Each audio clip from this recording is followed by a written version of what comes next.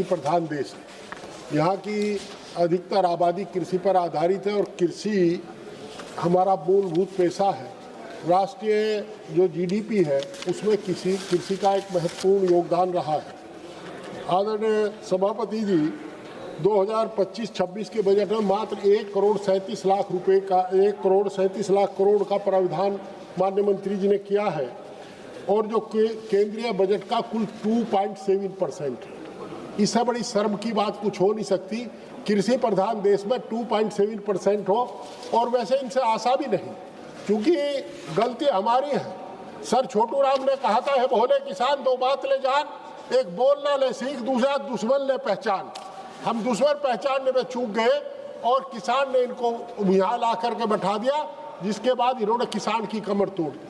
दिल्ली के दहलीज पर हिंदुस्तान की आज़ादी के इतिहास के बाद सबसे बड़ा आंदोलन हुआ, 750 किसान शहीद हुए। और दुर्भाग्य इस बात का है कि आदरणीय सरकार ने, मैं एक आदमी का नाम नहीं लेता, एक शब्द कॉन्डोलेंस का नहीं भेजा, सहानुभूति में एक शब्द नहीं कहा, और आज तक उनकी कोई सहायता नहीं की।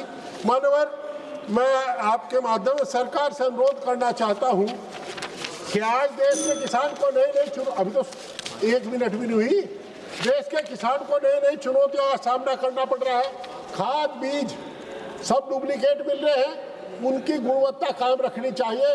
जो आपके कृषि विज्ञान केंद्र है, आप उन पर उनके वैज्ञानिकों को तनख्वाह तक नहीं मिलती और वो कोई काम नहीं कर पा रहे, उनकी समीक्षा होनी चाहिए ताकि उनका ज़्यादा से ज़्यादा लाभ किसान को मिल सके।